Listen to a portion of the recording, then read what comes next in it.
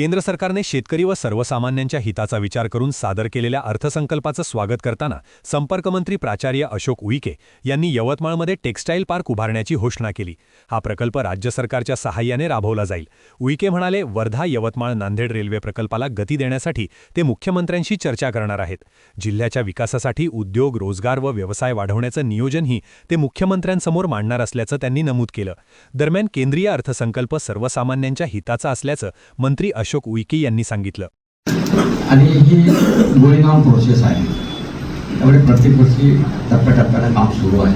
आपले काम बंद झालं किंवा नाही, कारण महाराष्ट्राला 98,306 कोटी रुपये केंद्र सरकारनं दिलेले आहेत आणि केंद्र सरकारचा फंड हा वेगळा असतो आणि महाराष्ट्राचा जो फंड आहे तो वेगळा।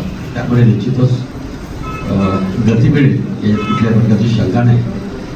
दुसरा विषय, आमचे बंधू किशोरसाठी कौशल्य आणि मानव विकास कार्यक्रमासाठी इंडेक्स जो आहे त्या अनुषंगाने सुद्धा महाराष्ट्राला 313 कोटी रुपयाचं बजेट ठेवलेलं आहे।